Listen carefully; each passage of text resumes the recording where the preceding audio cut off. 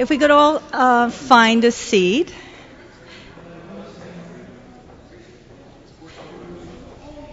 And we seem to have lots of room this evening. We lost a few people, I think, because of the weather and the roads, but this makes it all the more intimate for us today. So I'm Sandra Gary, Chair of Sullivan Renaissance, and I welcome you to Bethel Woods, and this is our third Fireside Chat. Tomorrow, Sullivan Renaissance will be hosting our annual Winter Conference and Expo at the CVI building in Ferndale to introduce our 2011 grant program and new initiatives. As Sullivan Renaissance, with its many volunteers, is poised to begin our second decade now of beautification and community development efforts, it is clearer than ever before that the way we look and present ourselves has a significant impact on economic development and tourism. Sullivan County has raised the bar since the 1990s survey that revealed that the number one concern of residents was the appearance of our county. We believe by continuing these efforts, along with meaningful discussions with you, our community leaders and policymakers, followed by informed decisions, we can be better than ever. To provide greater insight on this topic and to lead us in a discussion, we are delighted and most fortunate to have with us Dr. Peter Tarlow, a renowned expert on economic development. He's traveled from Texas to speak with us this evening. Please let us welcome Dr. Tarlow.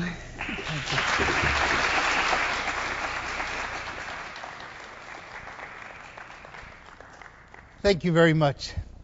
It's really a pleasure to be with y'all today.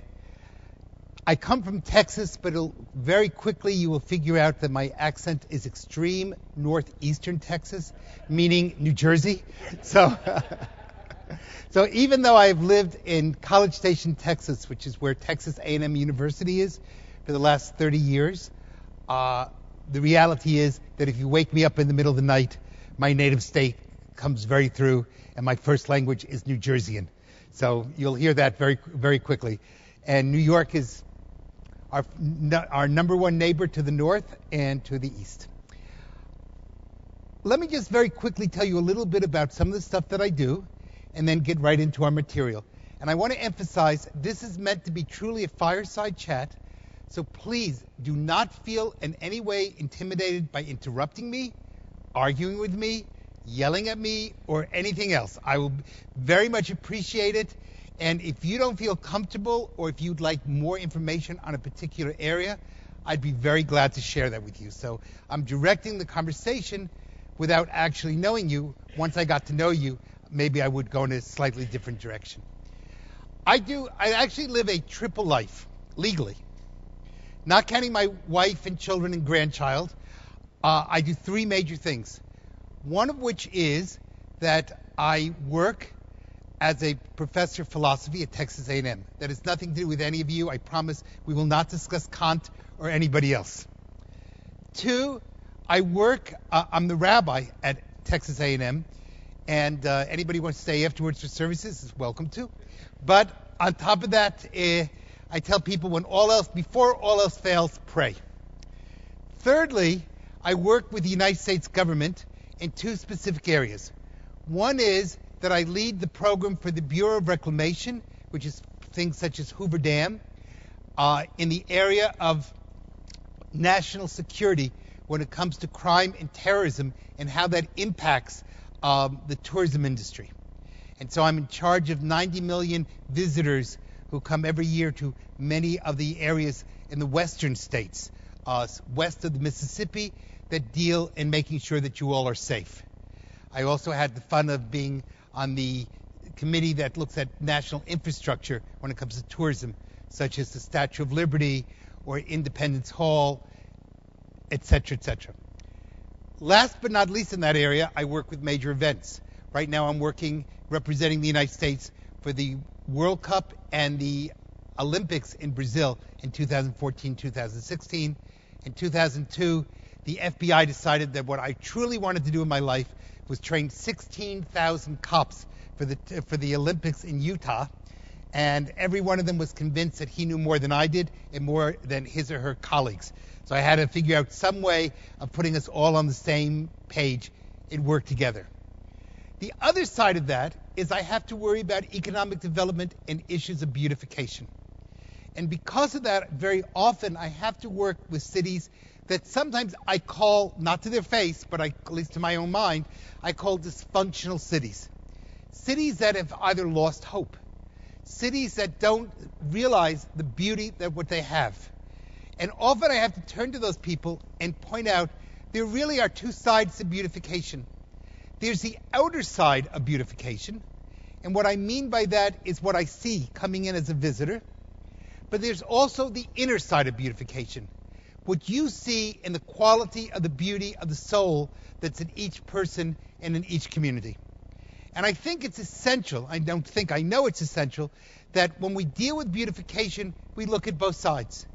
We look at the side on the outside, and we look at the side on the inside. So this afternoon, what I'd like to do with you all is first I'm going to tell you about a few communities that went through struggles, that were able to overcome them, and certainly no community in which I've worked has a center as beautiful as this, or some of the most beautiful fields that I've seen. That doesn't mean that all of Sullivan County is perfect. That would be a mistake, and I don't want to give that misinterpretation. What I am trying to say is, in a very, very quick tour of your county, maybe an hour and a half, what I see is that you have tremendous potential upon which you can build. And having a foundation to build is a wonderful beginning. So I'm going to tell you a tale. If Dickens wrote of a tale of two cities, I'm going to tell you a tale of three cities.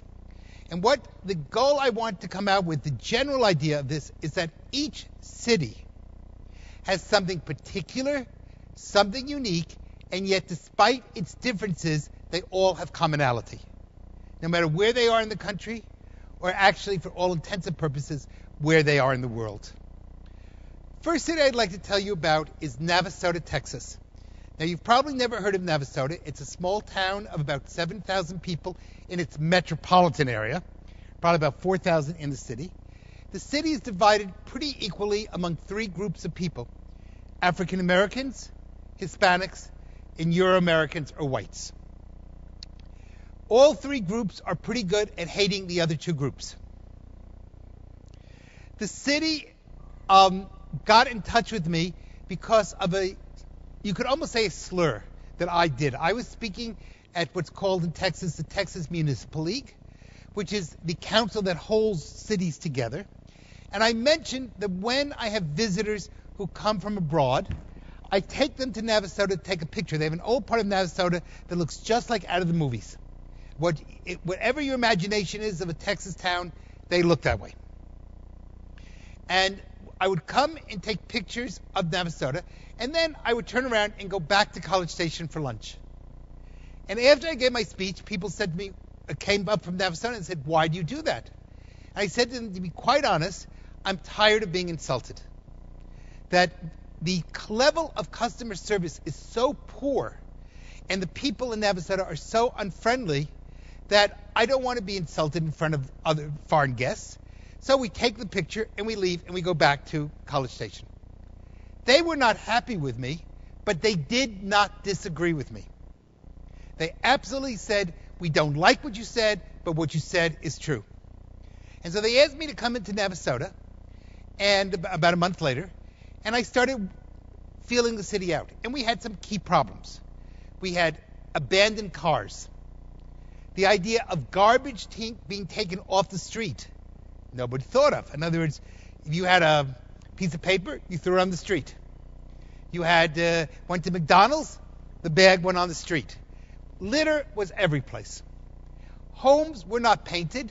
There was no pride. There was a sense, there's no hope here. As a matter of fact, they call themselves Nasty Soda. Because and it was clear, no one had any idea. I learned very quickly the city had a long history. Some of it not necessarily wonderful during the Civil War, but it was theirs.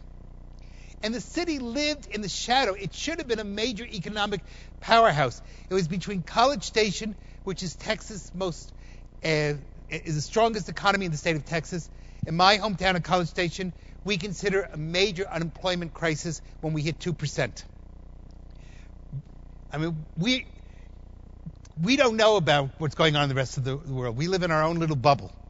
And the city of Houston, which is the largest city in the state of Texas, and the strongest economy of any big city in the United States. And if you know a little bit about Texas, you know that 50% of all jobs created in the United States in the last 10 years were created in Texas.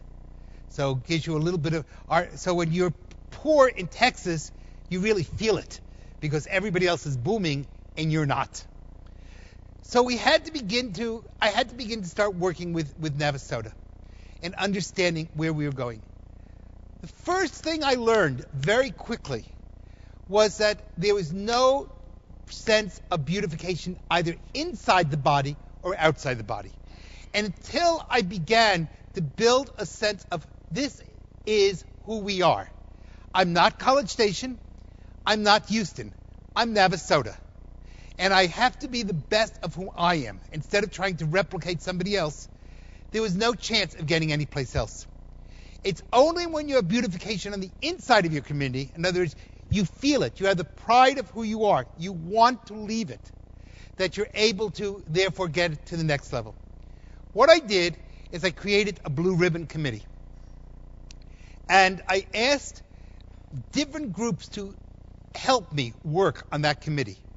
I wanted people from the Hispanic community, from the black community, from the white community. I wanted debates going on. And we were able to get people together, and the question I said to them was, what type of community do you want to leave to your children? Don't worry about who you are today. What do you want to leave tomorrow? Do you want them to stay in town, or do you want them to leave? Do you want an educational system, and all this has to do with beautification, do you want an educational system where the children are going to stay in town or leave town? Do you want them college educated or not college educated? I don't live here. You live here. It's what type of environment? When we started to look at that, we started to realize children don't study in places that are ugly. That there's a clear connection on how you dress, how you feel, how you keep your lawns, how you clean your streets, and the way you study. The second principle that I started to deal with them, and a key principle, the cheapest way to lower crime rates is to beautify your town. Later I'll give you some more examples of that. But if you have and I don't know what your crime problems are here again, I'm here 2 hours, so I have no way of knowing that. But if you have a drug problem, or you have problems with gangs, or you have problems with graffiti, or you have problems with break-ins, or whatever it is, there are lots of techniques that can be used, but the easiest and the cheapest, and the one that will give you the most bang for the buck, at least as a beginning, is beautify the town. We know from sociological research throughout the world that people have a tendency not to commit crimes in places that are pretty. Now, very often we have the belief, and it's a false belief, that poverty produces crime. My grandparents were extraordinarily poor, especially during the Depression. I can assure you they were not criminals. On the other hand, I come from Texas. The Enron Foundation was not exactly a poor foundation, and I'm not going to call them best-minded citizens. Crime is reduced. There are many poor people in this world who are very good people. There are some rich people who are crummy people.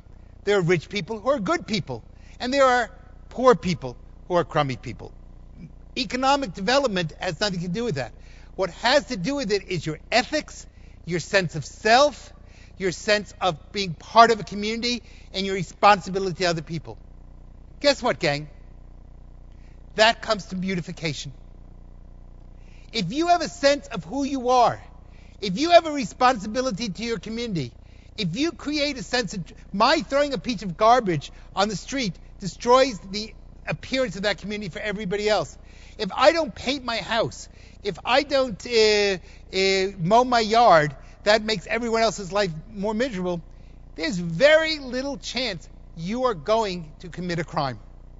On the other hand, if you just don't care, it's all about me, the inside beautification is lousy and the outside beautification is lousy, you know what? Your stuff is my stuff. It doesn't bother me so much to take your stuff. And crime begins on that level. The second thing we learned about very quickly is that places that are pretty have a higher probability of attracting people to the community. Now, it's not just one-stop shopping. There's other parts of that, such as your tax codes, the way you're open or not open to business. Economic development is a very complicated program, but certainly if you are ugly, you are not going to go very far. I don't know how many of you know Managua, Nicaragua versus Panama City. Panama City has put a huge amount of money into the way their city looks, including the old part of Panama City, which is very old, but now been restored and made very beautiful. Panama is the boom area of Central America. Managua had an earthquake in 1979, I believe. I think I have the right date. It was a long time ago, 30 or 40 years ago. You go to Managua and there's garbage on the streets. They haven't rebuilt in the last 40 years. Slums are there. Nicaragua has more natural resources than Panama, and yet its economy is in shambles. Not only because of beautification, I want to make that clear, but certainly a part of it. When I come to a community, if I'm looking to relocate here, the first thing I'm going to see is what you look like. And if you look poor, and I don't mean poor in money, I mean look poor in the sense of the general aspect of your community, what are you telling me about yourself? You're telling me you have no pride in yourself. You have no pride in your community. You're very lackadaisical.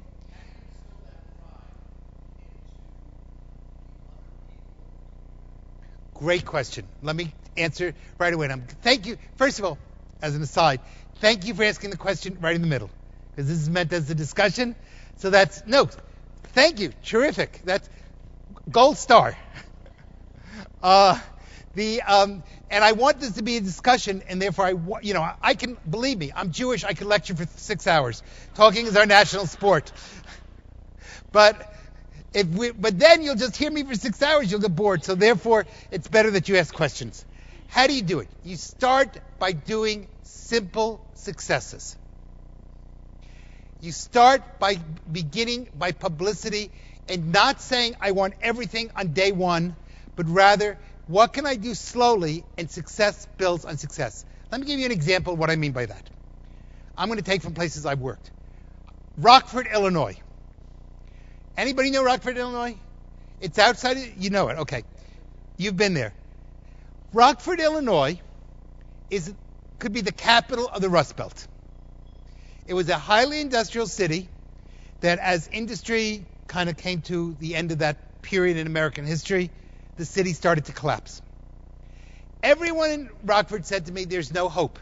It's not going to happen. So I said, what are we going to do? We need to come up with some system. And the good thing about beautification is that it doesn't matter if you're white, Hispanic, black, Jewish, Catholic, Protestant, it's a flower. Now, first I wanted to do huge stuff, and the city couldn't handle it. So one day I said, you know what? Let's do corners. They said, what do you mean corners? I said, forget trying to change the whole city. In a year, we're not going to change Rockford, Illinois. Let's try to create a competition on each street corner. In other words, the street this way, there's a little corner just before you get off the street to walk across it. Let's try to let's call ourselves a city of beautiful corners. And let's just beautify 1 square foot on each side of the street, so that each corner, as you're crossing a street, becomes pretty. Now, my logic was I wanted something easy. I wanted something that we could simply do in a way that would be successful. The next thing I did is I found somebody who was interested in a competitive spirit. And so we decided to enter a national contest. That contest was called America in Bloom. And the goal was to win it. Now, we knew we couldn't win it by making all of Rockford, magnificent. But I knew that if we could make pretty street corners, because it was doable, and everybody could plant something, one way or the other, and we could then make this a town type of concept, even if we came in third place, or, whatever we would come in, it was more than where we were. Actually, we came in second the first year we did it, and the second year we came in first. We won the award. But, pardon? We actually funded it by very small measures. We got people together. We didn't talk about, it wasn't major, I'm bringing in 10,000 flowers. We asked each street to come up with an idea for their street corner. We got the local people to do it. It didn't take much money. The city, I think, maybe provided some shovels and stuff like that, but they really didn't provide a lot of stuff. But the town became interested. And once we got the town people wanting to do it, you know what started to happen? They said, as long as I'm worrying about a street corner, I might as well mow my grass. Or somebody said, I think I'll clean up the garbage in my yard. Now, that was not planned. I didn't ask for that. What I did ask for was some way for people to be committed. And I did a lot of propaganda. I came into town. We talked about, they were sick of me in Rockford, Illinois. At one point, I was going to buy a house there. I mean, I have no desire to live in Illinois. I live in Texas. I believe that I'm for global warming. I think no one should live under 60 degrees. It doesn't bother me when it's 120. There was no way I was moving to Rockford, Illinois. But I was there almost all the time. But we got it to happen. Plus, the Yiddish term, tahakmi chainik? That means you're inside a tea kettle. It's what your mother does to you. And she's banging on the outside, bang, bang. Eventually you say, I give in, you win. So I drove them crazy to the point they said, all right, we'll give you your street corner. Now, there are other ways you can do it. I'm right now working with Jacksonville, Texas. Jacksonville, Texas is in East Texas. If you know anything about Texas, that is the heartland of redneck country. You can't get more rural, redneck. Every prejudice that you can think about Texas exists in East Texas. Okay? Take your worst impression of Texas, stick it in East Texas, you got it.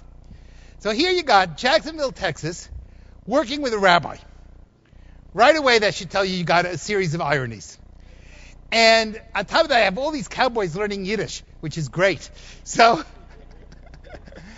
here we go, and I realized, and we have big problems in Jacksonville. The city has no hope. So the first thing I did in Jacksonville, is I decided you think out of the box, go crazy. And I don't mean crazy in the sense of, but come up with something so off the wall that people, and then work your way back. So here I am in front of all these people in Jacksonville, Texas, the heart of East Texas, rednecks Texas. And they say to me, what do we need to do? I said, well, you have all these old buildings. Things are falling apart. I think what you need to do is become the gay art capital of Texas. Now remember, these are cowboys. Now I knew we weren't going to go there. But let me tell you, that was 2 years ago. We are now, the new theme of Jacksonville, Texas is deep in the art of Texas. We didn't become a gay, and I just needed to go far enough out to come back. Because if I said that in the beginning, they would have blown me off. So I went further away and then pulled back. But we discovered we had all these old buildings. They would be great for lofts.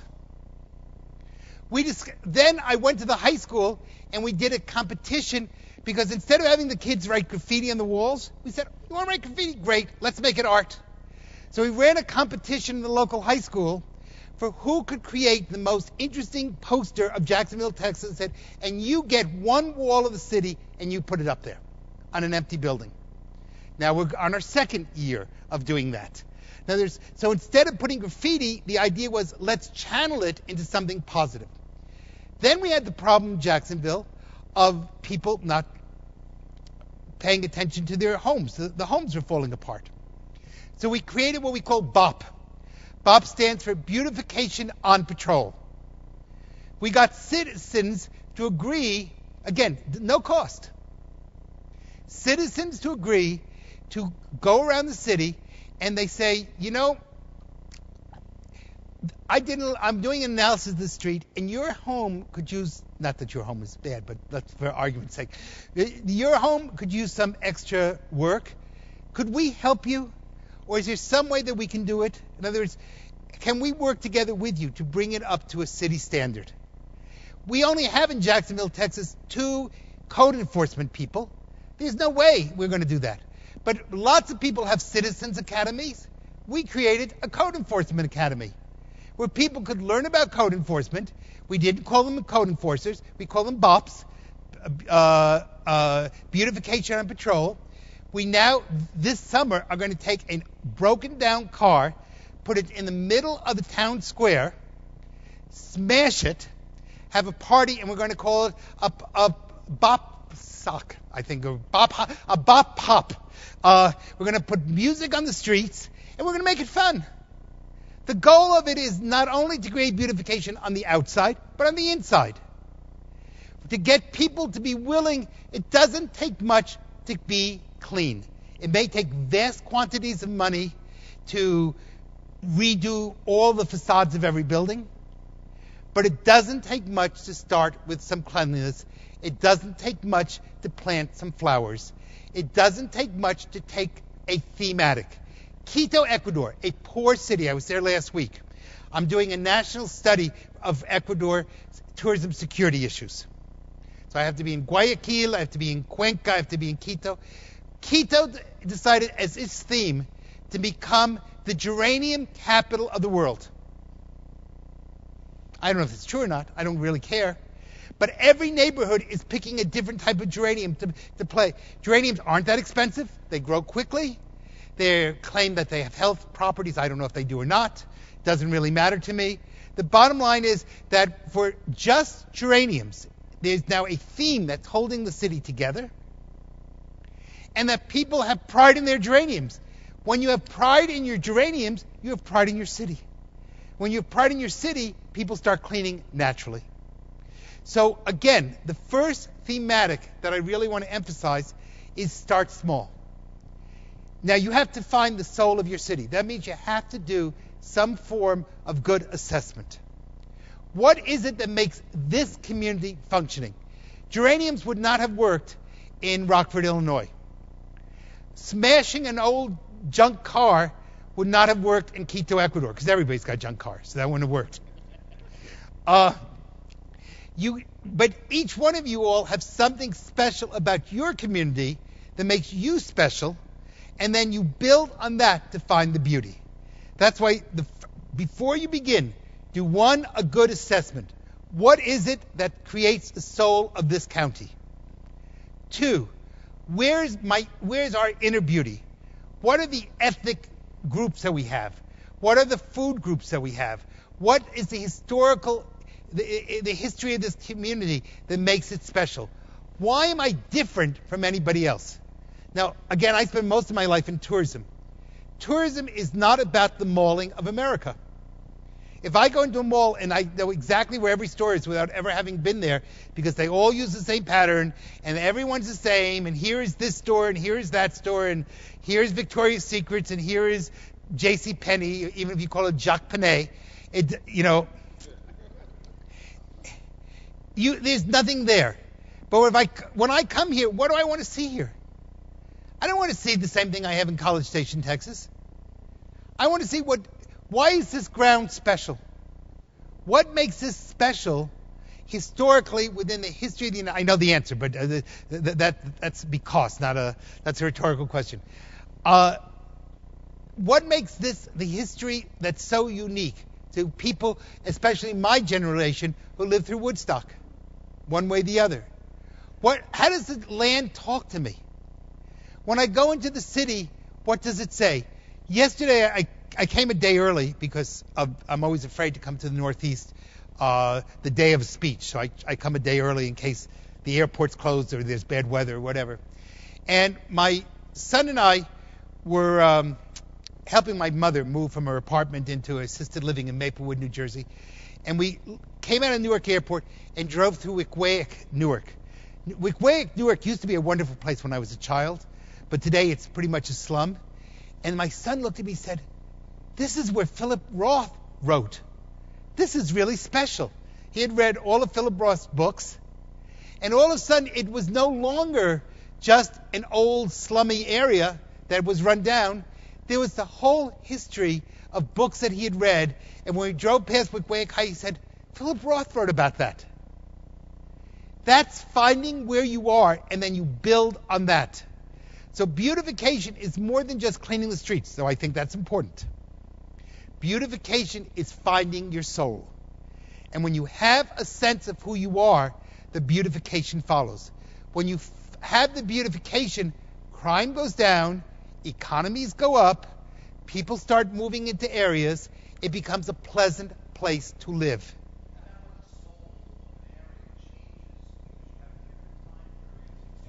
Right. Right. Right.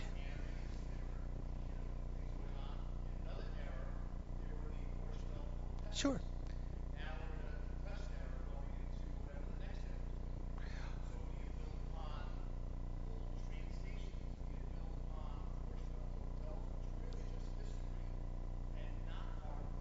All right. So first what you do always, and now that's using beautification towards economic development. So the first thing you want to do is you want to look at future trends. And that means you have to have the community working together. So I can't impose a future trend on you. I can't say, I can show you trends, but I can't impose which trend you're going to go with. Secondly, you look where can you get the best bang for your buck. Thirdly, you look at your infrastructure. What do I have that I can build upon? Where do I have the best chance of getting new people to use old structures? How do I put new wine into old bottles? Is really, what we're saying here. Now, that means there is no one magic bullet. I think one of the number one mistakes that communities believe is, if we just had this, everything would be perfect. Whatever this is, X, it doesn't exist. Instead, take the time, do the research, do the analysis, think through what are my geographic areas, what are the areas what are the challenges coming up to. For example, in Jacksonville, I had maybe 10 men scream at me. Now they agree with me, but for about 2 months they were furious when I said to them, manufacturing in East Texas is dead. Let's move on to something else. And they didn't want to believe it.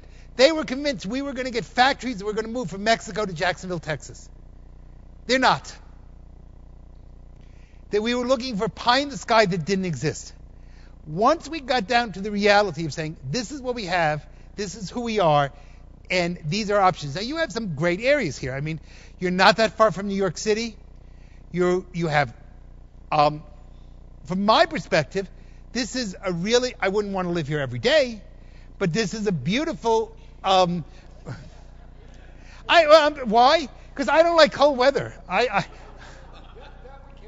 No, and therefore, where you are good, I'm good for you for a week. I'm not good for you because I wouldn't want to necessarily move to a place with cold weather. Now that's me. That doesn't mean it's wrong. My brother hates temperatures above 60. This is great for him. Okay? Now that's not a put down. That's just a reality. But you got to know your market. For example, we make the mistake very often in tourism of thinking all tourists are the same. They're not. They're allocentric tourists. Those are people like my son Nathaniel who want to go into all sorts of adventure and are looking for all sorts of emotional challenges. And on the extreme other side are psychocentric tourists, or people like my mother who, if she calls me up and says, what are you doing? I say, I'm watching television. She says, how do you know you won't get cancer from the TV? Okay? They're different types of people. My mother, I just moved my mother to this really beautiful assisted living. I said, how is everything? She goes, well, I really can't complain about the food. I said to her, so you're saying it's good? She said, yeah, but I'd rather say it as I can't complain about it. All right? That's my mother. That's one side. Now, I could have the head cook for the President of the United States. It wouldn't be good enough for my mother. On the other hand, I could have the crummiest food in the middle of Africa for my son. He'd think it's great. So you have to pick your soul and where you want to what you have. You know your environment. You know your economic challenges. You have to look at what your tax structure is. You have to look at your infrastructure. You have to look who might be interested in that particular area. What type of people will be attracted? If someone only wants a deep urban environment, this might not work. Someone is looking for lots of rural areas where you can quickly be in beautiful fields in the summer, this could be a great place. So in other words, you go after those areas. The first thing you are, and one of the reasons why sometimes people say, why do you talk about some of your other sides of your life? Because what I'm trying to teach you is be yourself. Don't be me. I can only be who I am. You can only be who you are. Don't try to be New York City, and don't try to be Cape Cod. Be Sullivan County. Just make sure you're the best Sullivan County possible. And then the right people will want to come to you because you'll project that type of image, and you'll have a sense of pride. But start slowly. You wanted to say something, I know. How do you go about reaching this consensus?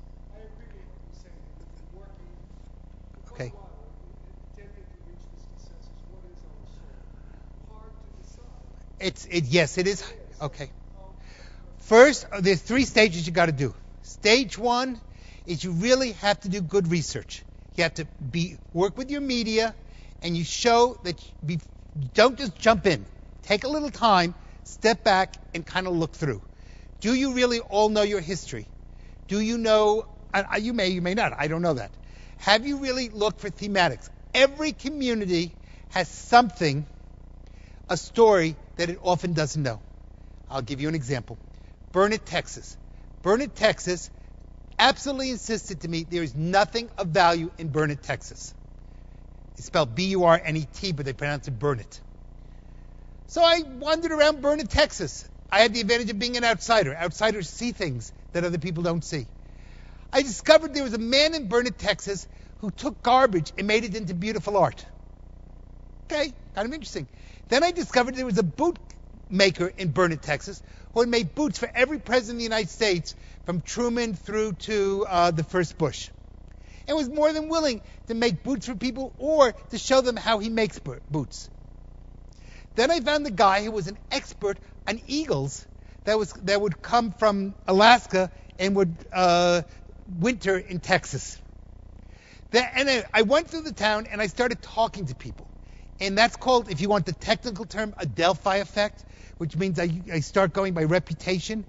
And all of a sudden, stories started unraveling about Burnett, Texas. By the end of a year, I had a soul of Burnett, Texas that no one in Burnett, Texas knew.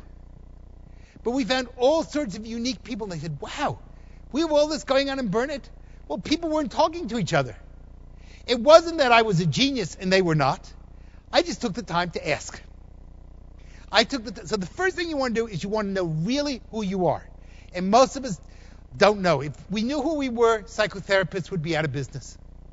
Right? I mean, how many of us go to therapists because they're helping us find our inner self? Communities need it in the same way, on some level. I call that psychotourism, or whatever you want to call it. Make up your own term. But we all need, on some level, to begin to understand who we are. Secondly, we need to publicize it. Thirdly, you don't have to have everybody in town involved. You need to have 2 to 3% of a population that really cares. Now, there's a law in sociology called Meckel's law of oligarchy, which is as the group expands, the percentage of people willing to work goes down. Not necessarily in raw numbers, but the percentage is less. So you have 10 people, maybe 5 will work, 50%. If you have 100 people, maybe 20 will work, only 20%. If you have 1,000 people, maybe 100 will work, only 10%. So as the pie gets bigger, the amount of people involved gets smaller. But for a country, you only need 2%. But 2% of committed people, if they're especially statistically picked correctly, can turn great areas around. For example, I've learned that in small town Texas, one of the allies I want to work with in the African American community are the local churches. They're incredibly helpful in being able to deal with that. On the other hand, if I go to some of the white Protestant churches, they're really not going to be terribly helpful. I need to instead go to businessmen's clubs or Rotary clubs, and they will be the places I will get. So I have to pick from each community the type of people who will be able to help me help the community get to where I want to go. And it's not a cookie cutter. It's not one size fits all. Each community has particular people that will make it work or not work. Once I get those people speaking to each other, and sometimes you have to confront. Let me tell you a story that took place in Navasota. I wanted finally to get 100, 150 people, which is a large number of people for a community of 3,000 or 4,000, together. And I sent the police out, especially in the African American community and the Hispanic community. We went to every house in town and personally invited them to come to this meeting. Now, you have to be willing sometimes to take a risk. So I got everybody there, and this woman raised her hand. She said to me, started off by saying, "I hate you." That was, by the way, the most positive thing she had to say. We went downhill from there. So I said to her, "Okay, thank you. At least you're being honest. That's cool. Why do you hate me?" She said, "Well, you've been doing blah, blah, blah, and you don't understand what it's like to be a minority. And you're just another white man telling us what to do." So I thought of defending myself. I said, "Forget it. It's not going to work." Instead, I stood up and I said, "Ma'am, I don't care what you call me, but how dare you call me white? After 2,000 years of misery in Europe, I don't want to hear white. Hitler didn't call me white." She kind of looked at me. I said, "As a matter of fact, you want to talk about slavery? We built the pyramids, and I didn't get paid back yet. Now, if I want to be angry, I can be angry too. But you know what? I don't want anybody to suffer, but I'm not making you suffer. I'm trying to help you and work together. Now, if we want to walk around with our chip on our shoulder, there's nobody in this country who didn't get beaten up one way or the other.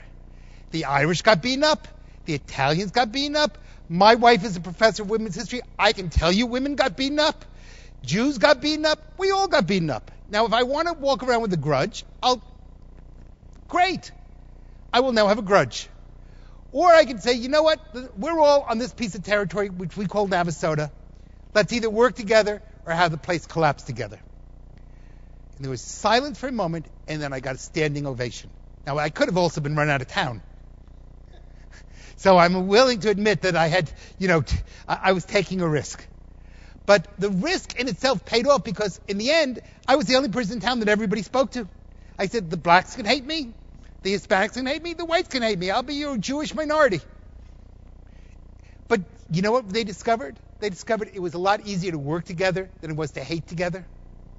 And it was a lot easier to cooperate together than it was to fall apart together. And when we started actually working together, today every store in Navasota is filled. We have no more empty storefronts. We decided to, Navasota called itself the Blues Capital of Texas. Who knows if it's true or not, but we painted the downtown Main Street blue. We put everything as blue and white. Now, I personally like blue and white because they're biblical colors, but they're Navasota colors too. I didn't tell, that would just happen to be their high school colors. We built a new stadium. We had one motel when we started. We now have 4 hotels. And you know what that means? That means that we got lots more hotel-motel tax coming in. And that hotel-motel tax we're using to promote, and we're now bringing in we've just brought in 2 new manufacturing areas. Low intensity, they're making chairs and things like that. But jobs are now coming in. That was 5 years. But we kept working at Hope. And what my job was, when they hired me not as a PhD, but they hired me to be daddy. My job was to yell at them as an outsider. To come in and say, I gave an assignment and said, if you don't do your assignment by the next month, I'm charging you double. And that was, every place is different. And I'm not trying to sell myself. No, because my question is the process to come about to get to that point. Yes. Decide that somebody like you Yeah. is necessary. Must be a complicated process. No, it's not very complicated at all. In Navasota, it happens to have been the city manager. In Jacksonville, Texas, it was the Chamber of Commerce together with the churches got together. In Cleveland, Texas, it happens to be the Convention and Visitor Bureau plus the local business association. It really doesn't matter who it does. It matters that you care. And again, you only need 2% of the population to make a difference. But I will tell you, and not because I'm not. This is not meant to promote. So believe me, I'm not. I've more than enough stuff going on in my life. You do best when you have an outsider. And the reason for that is he or she is someone who becomes a lightning rod, and you do become a daddy or mommy. You need someone to say, you will have this done next month. And God help you if you don't. How long is that process? That process depends on where you are. For example, if the community is totally dysfunctional, it can take 4 or 5 years. If the community is less dysfunctional, it can take 2 years. Now, 2 days ago, I was in Jacksonville, Texas. And we are now at the point where we decided, I'm very proud of them, I was coming once a month. I'm now going to come once every 6 months. And because we have made so much progress that now I got to let them fly a little bit. I got to let them stand on their own and struggle. But I gave them assignments and said, oh, God help you if you don't come back in 6 months. You know, if you're not, and what we do is, just like in psychotherapy, when you go to a psychotherapist, you sit down and you make a plan. It's called contracting in psychotherapy. And you have a contract and you say, okay, this area I want to work on. I contract. I don't mean contract in the sense of a business. I contract with the community. And as I say to them, these are our goals. Are they doable in the next 2 months, 3 months, whatever it happens to be? Now we're in a 6-month period. And on that type of level, is this now doable? We have a group together. For example, in Jacksonville, Texas, we now have an arts council. We never had an arts council. The arts council now has a 503c. It is now a legal entity. We now have the newspaper publishing a weekly news report about progress in Jacksonville. It used to be, if it bled, it led. You know, nothing on this town works very well. I got the people who complained, who used to say, the city manager does nothing and the city does nothing and blah, blah, blah, blah, blah, blah. I said, okay, you do it. There's no law in the United States that says that you can't go out and do this. You don't have to sit there and wait for the city to do it. New Orleans waited for a city to do it. A hurricane came and the city collapsed. They didn't know what to do. They were so trained in having somebody else mommy them that they couldn't do it. You know what? We now report progress. That we passed a school bond issue. The first time in the history of Jacksonville, we're building a new school. We did an art festival where we're putting up art around the city. Their number one theme is tomatoes. We're going to try to have painted tomatoes and put them around town. Hokey, sure.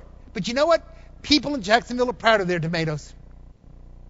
And what's really important to me is that they be proud of who they are, because when they're proud of who they are, they clean their area.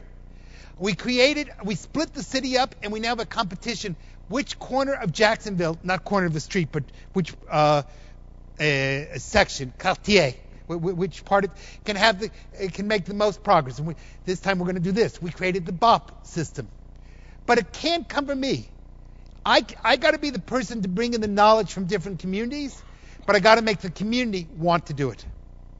And maybe this is the first area. That's why, yes, is it's got to come from in your soul.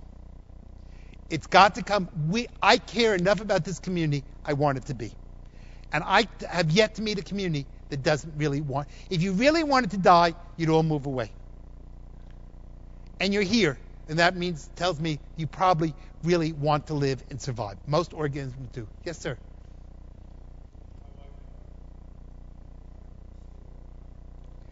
Would you speak just a little bit louder so everyone can hear you? Thank you. My wife and I are trying to restore a 100-year-old farmhouse. Yes, sir. We visited Texas. There are several towns in Texas where they have these competitions or whatever. Yes. Where people are restoring homes. Yes. Like Waxahachie. Yes. Waxahachie is beautiful now. Yeah, it's amazing what they do. And then they have tours. Yes.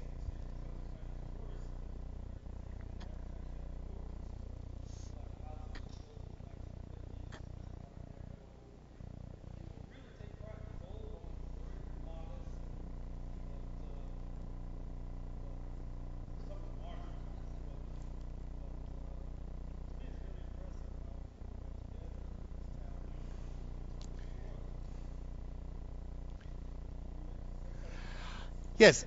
You look for thematics. Any place can have a thematic. And I know Waxahachie very well. They have restored it. Lots of towns in Texas are working on it. If I go to Harlingen, Texas, they have a kind of an Art Deco theme. It took me a little while to figure it out. But really, they don't look that different from Collins Avenue in Florida, in Miami Beach. And what we decided to do there, and a perfect example of that, by the way, is Charleston, South Carolina. I don't know, have any of you been to Charleston, South Carolina? But, it looks kind of like midway between Amsterdam and along the ocean front where they painted every house a different color. You can have, if you are working on it together, you don't have to impose a theme. You have to impose an ideal. And once you have that ideal, then things kind of naturally happen. So you could have a harmony of cacophony of sight, in which people begin, of which the differences start to blend together. It can be a sense of, look who I am. And by the way, Waxahachie did not begin by neighborhoods. It began by competition between houses. And then what they did is they started putting in the newspaper, this person won the award this year. This person won the award this. In other words, they started using both positive and negative reinforcement. You have to have both. But once people get a sense of the soul, of who they are, and that this is really special, I'm not just a nothing, I'm a something. Now, I drove through some of the little downtown areas here, which are not going to win the award right now as the most beautiful place in the world. It's not the Champs-Élysées of Paris.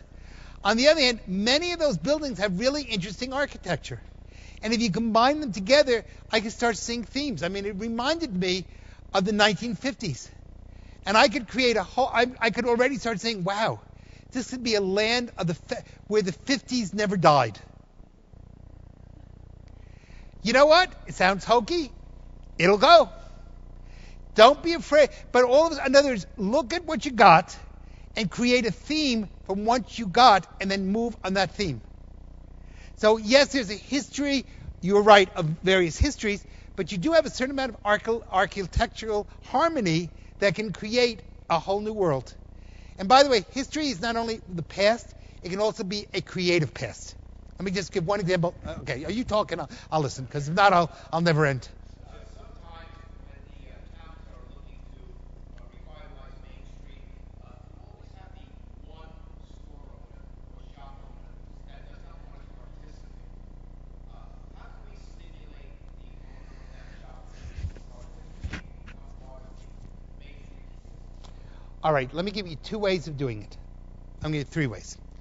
First, you can just beg. And he probably will say no. but it's a good beginning. A second idea that I've had, we're exploring it right now in Texas. I started the idea in a place called Dublin, Texas, which, by the way, Dublin has nothing to do with Ireland. It's from the Texas word, when you put wagon trains together to keep an Indian attack, you call that double in, to make a circle. And from double in, because Texans can't pronounce vowels very well, became Dublin. Everyone thinks it's Irish. It's not. It's wagon trains. But what we're exploring right now, and I do not know New York law, so I want to make that is your business, if not open, must generate so much sales tax.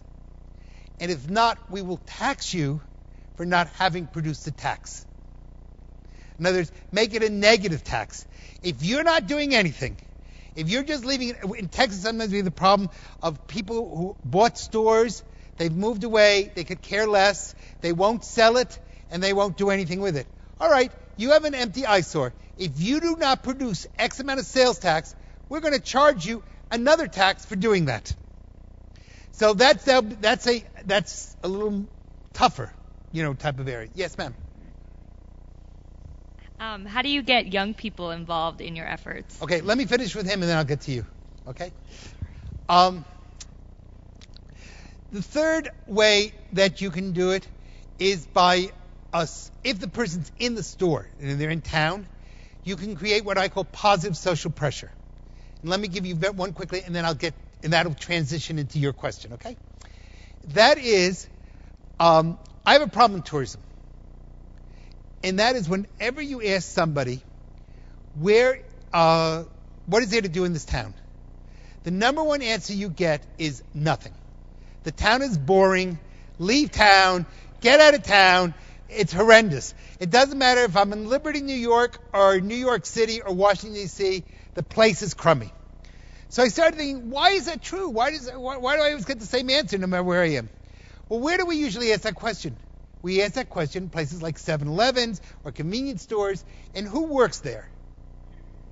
No, it's usually young people who are looking for their first job. And those people, think about it, when you're a teenager, how many teenagers really want to be home? What do teenagers want to do in life? They want to have liquor, they want to get drunk, they want to go out, and they want to, and I won't finish the third one, but you know what I'm saying. Now, most parents are not going to help that, right? So the one thing when you ask me, what is there to do in town? The answer is leave. Because if I leave, I can get drunk, I can go out, and you don't know who I brought home to bed. So people, they want to get away from their parents. Most teenagers cannot wait to leave their parents. And most teenagers are the ones who represent us. So I had to come up with a system in order to be able to change that. So one of the things I said is, we usually ask businesses to send people for customer service training. If you're the guy at the Exxon dealer, if you're the guy at the 7-Eleven, why should you give up your employee, who's only going to be there 6 months anyway and then probably going to quit, to make me, the city council, happy? And the answer is, you're not going to do it. So I had to come up with a different way. So I came up in Pierre, South Dakota with the idea. They said, let's ask 5 questions. The 5 questions we used were, 1, do you know what city you're in? I'm shocked how many people cannot answer that. 2, name 1 restaurant in your city. I don't care if they say McDonald's, 1 restaurant. I want the name of 1 hotel or place that you can stay over. I want something during the day to do, even if they say going out to eat, that's good enough. And something when the night comes that there is to do. 5 very simple questions. And when we did that, we gave that store, we said this was a tourism-friendly certified store. We then took that store certification, we never spoke poorly about anybody, but published in the local paper, please support these stores that support our tourism. In other words, we gave them free advertising. Now, we made it as a newspaper article, but it really didn't matter if it was a newspaper article or an advertisement. It still came out the same way. But what we said was, we're going to give you some positive recognition. Now, you can do the same thing with stores that do beautification. Support Liberty's, the following stores support Liberty's beautification. You know what?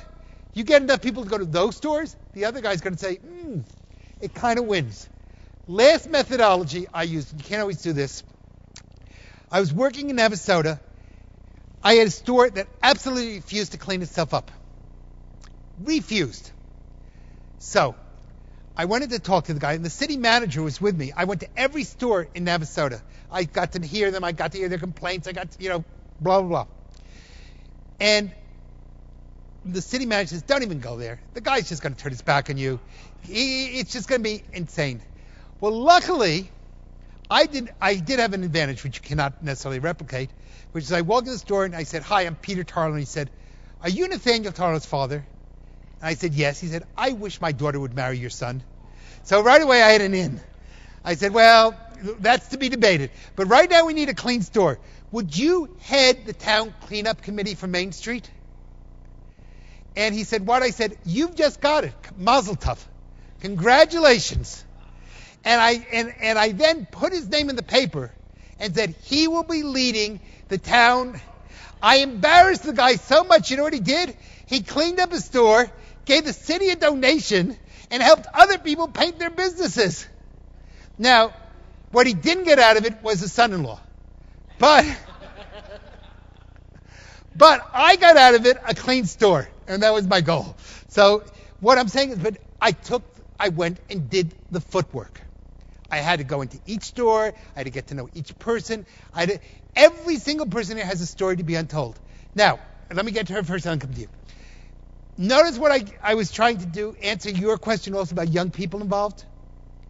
You'll only get young people involved. First of all, I don't know what the term young people means. Are we talking, who was it? Did she go? She left. All right. Well, who asked the question? Oh, there you are. You were the question. Okay. So what do you mean by young? Are we talking 14-year-olds?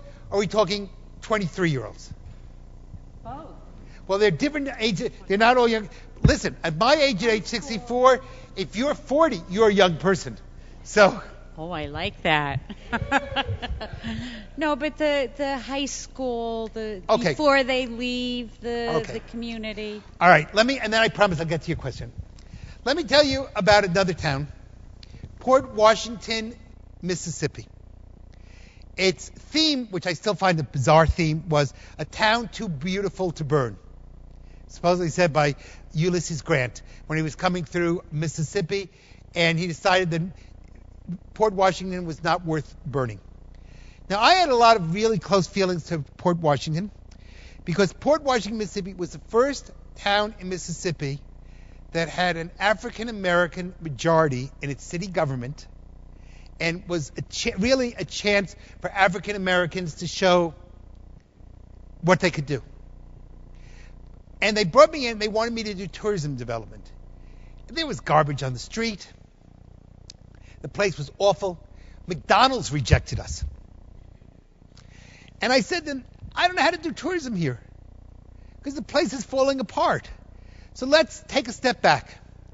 And again, you have to look at the soul of a city. So the first thing I realized was that the parents of many of these children were not supporting their education. And Port Washington spent more per teacher, per pupil on teachers than any other place in the state of Mississippi, and had the lowest grades. Remember, as salaries went up for teachers, grades went down. Which, by the way, is not an unusual phenomenon around the country. So I said, well, qu'est-ce que c'est pas? What's going on here? And one of the things I realized is they hadn't built any buildings. No matter how good a teacher you are, if you have 50 kids in the Mississippi sun, without air conditioning, and hungry, nobody's going to learn. So we had to start changing it. And one of the things we did is I got parents to come in for breakfast with their kids and tried to get parents to be involved. Said, no more pay raises. We're building air conditioners. We got to build some buildings. Then we took the city and we divided it. And I said, let's change the curriculum. Half the stuff we're teaching makes no sense when you have streets that are dirty. Let's give each classroom a street and start giving awards for whichever classroom takes over that street. Then we had to start looking at small things. For example, they make beautiful quilts in Port Washington. But the quilt, and I'm not saying it doesn't deserve the money, was $3,000, which they wanted you to pay in cash. Well, the bottom line is most people traveling through Port Washington, Mississippi, do not just take out their wallet and hand you $3,000 for a quilt. Was it worth it? Sure. But the market was so small that we had all these quilts on a building, maybe the size of this. Nothing was selling. I said, let's cut up the quilts.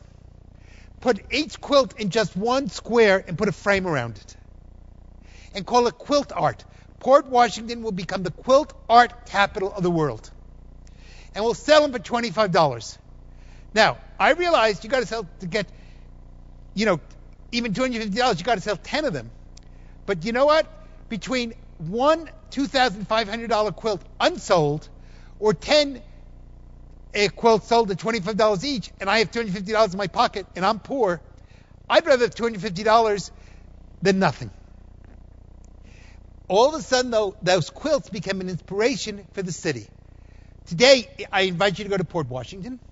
The streets are clean. We have a McDonald's. We are developing a tourism industry. You don't see dirty bottles on the floor. The kids are learning and grades are going up. That all started from the concept of beautification. But it took getting everybody involved. Now, the way you get people involved is you know your town. And you find that hook that will inspire people. You don't have quilts here. Maybe you have something else. Whatever it happens, but you have to do the research first to figure out what it is that will become the hook that will get them to move. The examples that you're giving on the soul searching. Yeah. The soul searching. A good example is when people are talking about the town, the city. Right. When you talk about our county, Right. we're talking about maybe 15 different souls. Okay. And we've started this, and I'm going to describe it differently, what I call group therapy. Okay, good. Already actually started in this very room, I think, a little over a year ago when we had an economic development charrette. It's really made the future of the county. Sure. And the search for one soul for 15 different Might not exist. might not exist. I just want to take it one step further because what we did in this process is we attempted to create regions in the county and to not have 15, we created 4. Okay. And maybe the way to go is for us to attempt to find the soul for each of these 4. Because I don't know that we'll be able to get one soul gimmick, whatever you Yeah. want to call it, to move forward. What is your advice as a county to move forward? First of all, I agree with you. First I have to plead ignorance, and that is, for 4 hours, I don't know you well enough yet. You know your area better than I do, so it's kind of chutzpahdik. If you don't know the word chutzpah is defined as killing your parents, going to court, and pleading for mercy because you're an orphan. So, yeah, so that's a lot of chutzpah. So for me to come in and tell you what the soul is of Sullivan County is chutzpahdik. But having said that, I would look at either historical areas, because it doesn't have to be necessarily geographic. There may be, just like you have veins of ore that run through rock, you may have veins of souls that run through the county. Spend a little time finding it out. Maybe you have 2 conflicting and you need to develop it. Maybe you need to have 15 different stories. I don't know that. Maybe 4 stories is sufficient. I don't know how real or artificial are your borders. For example, in my native state of New Jersey, northern New Jersey was founded by the Dutch. Southern New Jersey was founded by the Swedes. So while we're one geographic state, we clearly have 2 basic underlying cultures that come within New Jersey. Now, sometimes we can combine those, and sometimes we have to say vive la différence, and accept the fact that Southern New Jersey culture is different from Northern New Jersey culture. Northern New Jersey looks toward New York. Southern New Jersey looks towards Philadelphia. There have been attempts to create Jerseyfication. We will ignore New York and we'll ignore Philadelphia and we'll only think about New Jersey. That may not necessarily work for New Jersey. So New Jersey will have to deal with the deck it was handed. You have to deal with the deck that you were handed. And if your deck is one where you have maybe 4 or 5 competing stories, there may be an overall thematic which will eventually will emerge, but start with small. Again, my sense is that you want one thing to make everything right. Rather than working up toward, you're working down. And so do it simply. I'm a big believer in KISS. Keep it simple, stupid.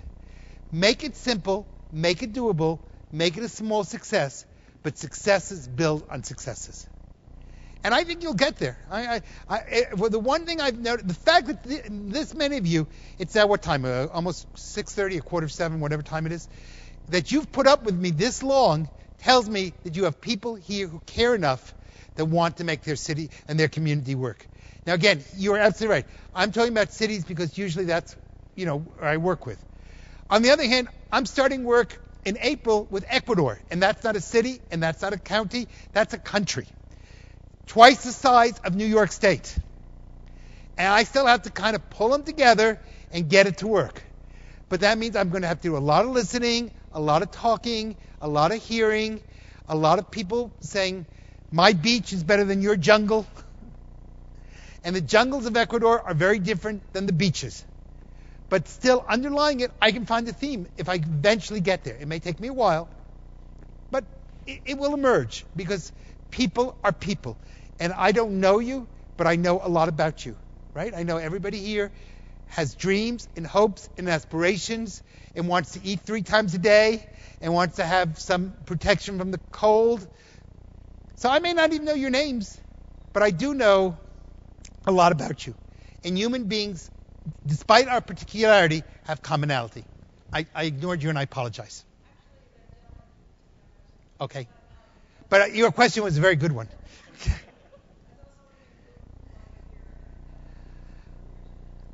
Who brought me here? The Renaissance people brought me. Yeah, thank you. The Gary Foundation people brought me here. Thank you very much again. So that's how I got here. Now, how much time do I have? Or am I over time? Pardon? Okay.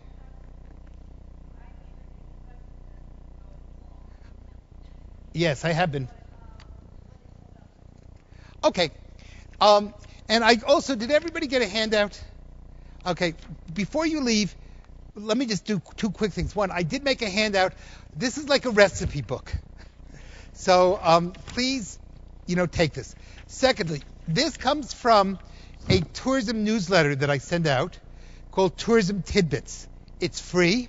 You may have it in English, Spanish, French, Portuguese, or Turkish, which I do not read, but a friend translates it. I have no idea what they say in Turkish, but hopefully he says something close to what I'm saying. But if you'd like to be on the mailing list, if you will give me your email address, clearly written, or a card. If I can't read it, I throw it away. I will be glad to put you on the list.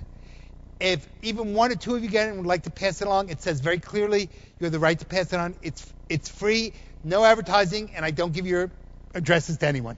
So if you'd like to get that, I think I put my email on here. If you don't have a card and you'd like to write to me, please feel free to do that. And I would just say, put me on your list or something like that, and I'll be happy to do that. And so, secondly, whenever I come into a community, I like to think of myself as long-term friendship versus just a one shot in the night. So if you have questions, you have something that I can help you with, just email me. Don't call, because if I'm in the middle of the Ecuadorian jungle, I can't call you back, okay? And at $4 a minute, it's very expensive to answer a question. But I will, wherever I am, try to email you back in 24 hours. So that I will commit myself to. Let me just talk, before I go on then, does anybody else have a question? Yes, ma'am, and then I'll... Very briefly, I think in your bio it says that you lecture sometimes about casino development. Yes. And you said before that there's no magic bullet. And Yes. something that Sullivan County for the past 30 years has casino development as a way to generate jobs and revenues. I just wanted to... My input or a non-input on casino development? Yeah, All right. Casinos are part of what's called a cluster effect. Las Vegas has done very well on some levels. I'm going to give you the good and the bad. First of all, I don't know many places that have had a lot of success if you only have one or two casinos. Towns that have had, I did a lot of studying of Mississippi casinos. I'm going to take a step back. Numbers are always lies on some level. You have to know how to read the statistics. So if I only read the basic statistics about Mississippi, the casinos have been wonderful. If I go behind the scenes of Mississippi, I find a different story. The great amount of money that goes into the Mississippi casinos is by local people. It's just recirculating money. It has produced some jobs, but it's caused some job losses. And the area of crime in Vicksburg, the number one crime now is car break-ins. And when we actually look at it, it's by people who smash the window of their own car because they lost their paycheck, don't want to go home and say it, and so they figure the insurance money will cover the loss at the casino. So I'm not saying it's good, I'm saying it's a reality, okay? So that's one side of it. That's a negative. A positive side of that is a place like Las Vegas on some level. But Las Vegas has three areas. One, to really make casinos work, you need easy transportation. Two, you need a bunch of them. Most people who are serious casino goers do not like to go to just one casino because they have this concept, if I'm not doing well here, I'll go to the next casino. So if you go to the Strip in Las Vegas, you have one casino after another, and that creates that necessary cluster that becomes attractive. It's the same, by the way, of bookstores. 10 bookstores together will produce more income than 10 bookstores scattered around a county. In other words, the clustering of bookstores tends to, or antique shops. You stick an antique shop over there, you stick an antique shop over there, it's one thing. You put antique row, people start coming downtown. So you need, in certain businesses, clustering.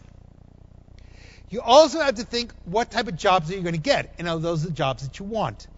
Las Vegas has produced jobs. On the other hand, the downturn in Las Vegas means that Las Vegas is reporting 18% unemployment. Like all these figures in the United States are doctored. When we say we have 9%, we're also saying, well, we're not looking at the people who are underemployed, and we're not looking at the people who gave up looking for jobs. In the United States, it's probably 15%. Las Vegas is probably 30% right now. When people have money, Las Vegas is great. When people don't have money, we have a different problem. The other problem in casinos is which type of jobs do you attract? Now, in Las Vegas, two phenomena take place. The first phenomenon that takes place is that there's no relationship between education and ability to earn.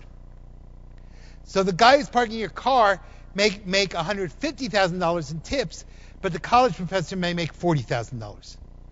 Now, that's okay. There's nothing wrong with that. That's a free market, and I'm a capitalist, except you have to understand the message that you're sending.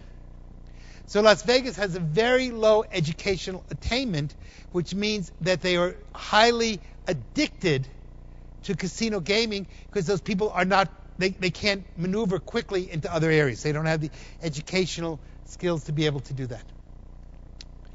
The other side of that is that you tend to attract people who sometimes, depending on the type of casino, if it's a low-class casino, you will have a certain type of person coming. If it's a high-roller casino, you better have the infrastructure. That means superior restaurants, limousines, people who can, a beautiful area. Casinos in an ugly area turn into nothing more than slums. Casinos if you go to the Las Vegas casinos, notice the strip is made so that you have the high roller and you have these chandeliers and da-da-da-da. Mississippi, that phenomenon did not take place. So, again, if you're just looking, I'll throw a casino in and I'll have a great economy, that's not going to work. if you're going to build yourself around that and say, we want a specific type of person who plays the casinos, we're going to become upscale, we're going to get rid of, we're not interested in schlocky restaurants, but we're interested in much higher level restaurants. Okay, could be great. But you better think it through, all of the secondary consequences prior to that. I have not been overwhelmed with casinos being major economic development tools, except in a few communities. I think Atlantic City was a major failure. Atlantic City did the opposite of, it tried to become popular, gave all these free buses from Brooklyn and wherever into Atlantic City or Philadelphia. What happened is, instead of it became a place for people just to spend the day rather than spend money. And the money, instead of going from the casinos into the community, ended up going from the community into the casinos and out of the community. So think through, what do I want to accomplish? And the question I always ask in any type of economic development, what do I want to leave to my children? And always ask that question. If you know what you want to leave to your children, you're in good shape. If you don't know what you want to leave to your children, you're probably going to make a mistake. And it doesn't have to be your biological children, but the children, I use my grandson, he's 14 months old. What type of country do I want him to have? What kind of world do I want him to have? Those questions help to orient me into where I want to take somebody. And all of you, and he's your grandchild as much as mine, right? I mean, we have many millions of 1-year-olds in this country. What do we want to leave them? What kind of country do we want to be? When we ask those questions, we know where we want to go. Other questions?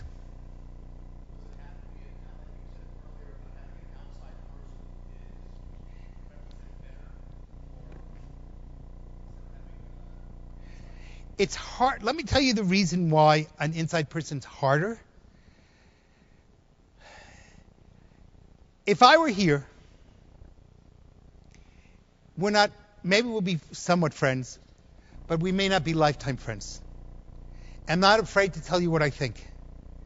But if our wives are buddies, our kids go to school together, we're at the same church or synagogue together, whatever we happen to be at. And now I got to tell you, I disagree, and you get mad at me, I have a lot more to lose. So the person from the outside has the advantage that emotionally, it's like a doctor. Would you want your child to be your physician? And in medicine, we have a rule that you never allow a close relative to be your physician. Why? Because they'll either see too much or not see enough. They'll either see the cancer that doesn't exist, or they won't want to see the cancer, and that's why husbands don't work on their wives, or wives don't look at their husbands from that perspective. I have a lot of physicians in my family, they'll say, that's a question, they'll say, go to a doctor. Because they don't want to make that mistake. In the same way, the problem with the local person is that person is your relative. Now, can it be done? Anything in this life can be done. But you're playing odds in life. So the probabilities of being successful are much less. Or having a major town fight. And the advantage that I have when I work in communities is I come in and I yell at them. I'm there for 2 days. I go home. They can talk bad about me. They can talk nicely about me. I don't really care if they like me or not. All I care about is when I come back, they better get what they contracted done. Because I'm going to yell at them if they don't. So what happens is they go, it's not worth it. We might as well do it if we agree to. And the number one problem in small towns or in rural communities is people say they'll do more than they actually do. And they say, not to worry, I'll do it. Well, I had a cold, and it snowed in July, and and I never quite got to it. So you have to have somebody with a whip, lovingly, who says, you will do it or you will be spanked.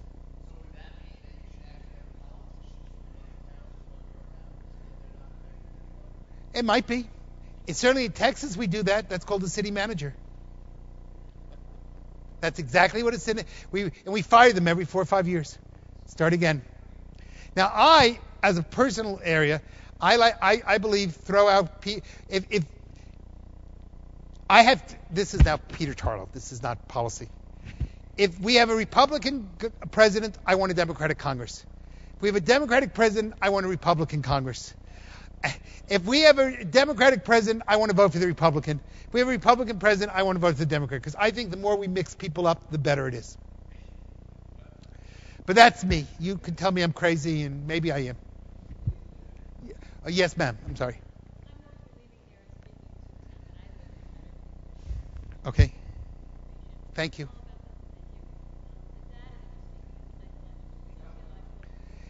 So,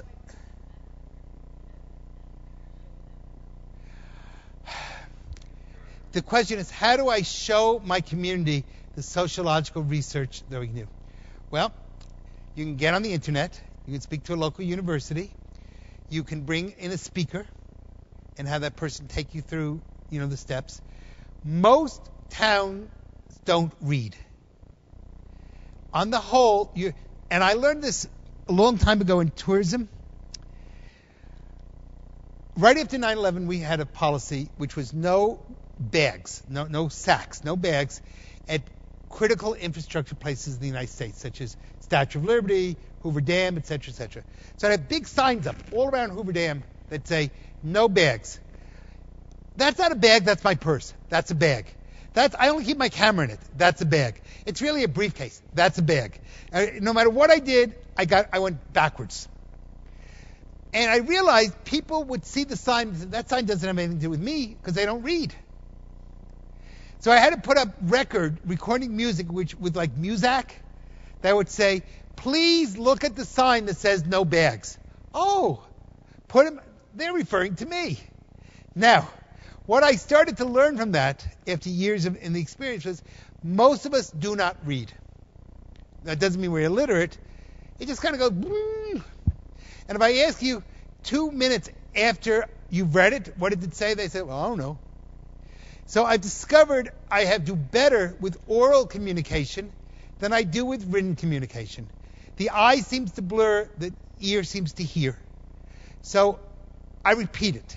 Secondly, if you want people to accept it, you got to say it over and over again.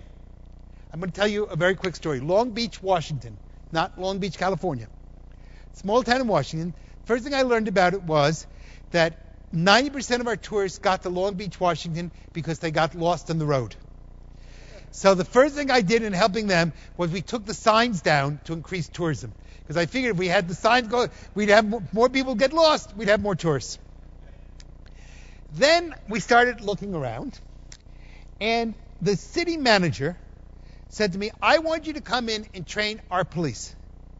So I came and trained the police, and 6 months later he said, come in and do it again. So I did, and I realized it's the same people. 6 months later he said, come in and do it again. So I said, no, wait. After 2 years or 3 years of this, I said, don't you want a new topic? Aren't you? I'm bored. I don't know why these people want to listen to me. I can't stand it any longer. Why should they want to listen to me? The city manager said, I'm paying. I want the same subject every time. I thought he was crazy. He was right. About 3 years later, some gentleman in his brilliancy, and I'm always shocked at the stupidity of the public, decides to see if his car will drive in the Pacific Ocean. So he drives his car into the Pacific Ocean, not for suicide. He wanted to see up to what point could he drive his car. I guess he wanted to drive to Hawaii. I don't know. But anyway, there he is. He drives his car off the sand into the ocean. And guess what happens to the car? It stops, and it's now stuck on the floor of the ocean. They have to call the police to get him out of the car and to get the car out of the ocean. Now, in normal circumstances, the police would have gone, oy vey, or whatever the Washington State equivalent is. This guy is an idiot, and screamed and yelled at him. But after 3.5 years of being pounded into them about customer service and photographic moments, they get the car out of the ocean. They all surround the car, and they're very sweet. They called it a Tarlow moment instead of a Kodak moment. And they took a picture pulling the car out and stuck it in the local Washington State newspapers. the exact right thing to do. You know why? Because they turned that stupidity into a tourism economic development tool where they said, our police will even pull you out of the ocean. The most customer-friendly police in the state of Washington. Now, if I had only given that course once, it wouldn't have sunk in.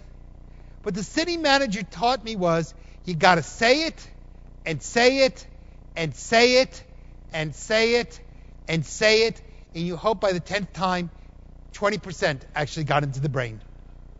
Because what you're doing is is attitudinal change, and that's very hard.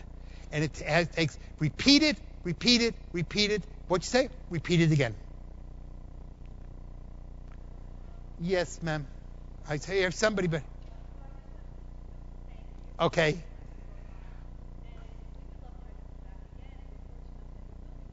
Yes.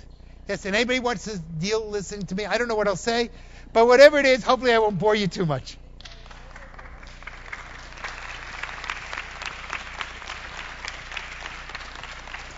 By the way, that was my introduction. I never got to the speech, but hopefully I apologize for that. I hope you get it, and I think anybody wants to kind of stay with me. If you want to come for services, we'll do services.